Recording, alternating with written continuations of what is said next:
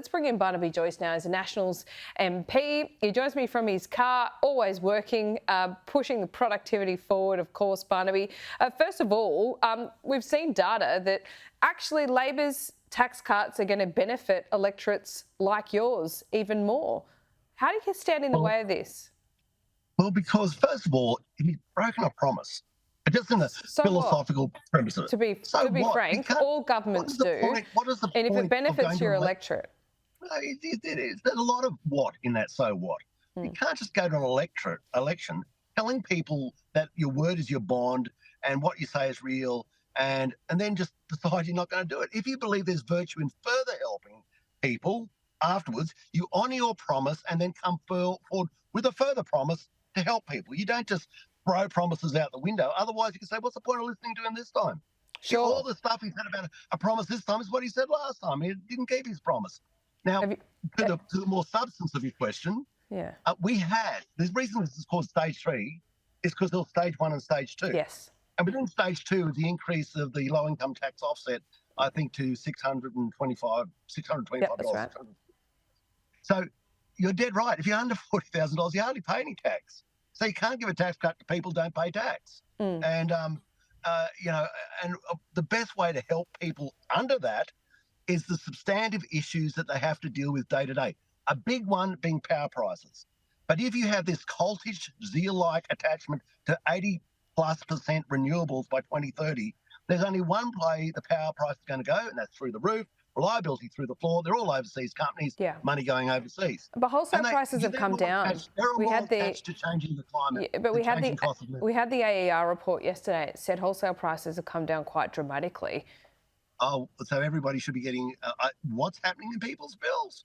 Why are they still poor? Yeah, but Why can't they afford their power price? But sure, we know that wholesale prices take a little while to flow through. So heard that story before.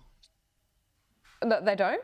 I mean, we should see retail prices come down. All the way through, Laura, they've been telling us, Bowen, Albanese, our power prices are going to go down $275. We've got it all under control. It's a promise. It's a promise. Well, they didn't, Laura. They didn't go down. They went through the roof.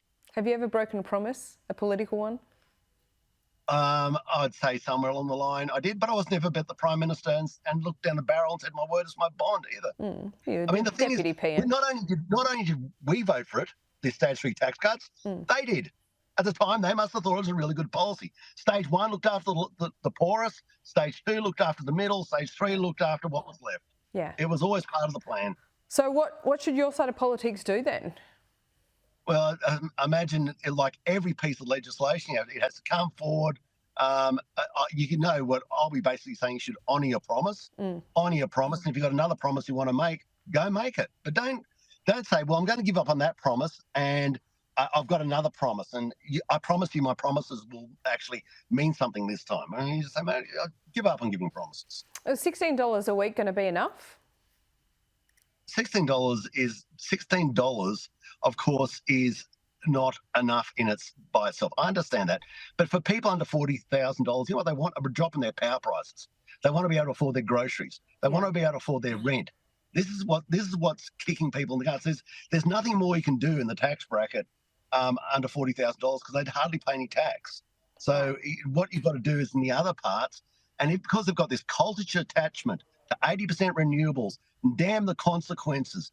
That's something that poor people can't get out of in my election. No, that's true. They can't get out of the power price. I was interested in a speech yesterday by Richard Dennis. He's an economist. He's certainly what your side of politics would say, a left-leaning economist, if there is such a thing. But he pointed out that Australians actually pay more tax, so students pay more HECS than the fossil fuel industry pays in tax. Does that seem fair to you? It also doesn't seem right. Okay. Look, Richard if it is right, should that be rectified? What about pay-as-you-go? What about all the people earning wages and the pay-as-you-go tax that they pay? What about the GST? That also goes with the corporate tax rates. Well, funny you mention the GST because there's an argument that you raise the GST because that's a fairer way to raise taxes and you reduce income taxes. Would you be open to that? Well, when they initially brought in the GST, all state taxes were supposed to go. Yeah, that didn't happen. But that never happened, did it? Have a look at your bank statement. Look at the duties are still there. Stamp duty That when was you John buy and sell Howard. a house. That was John I know. Howard.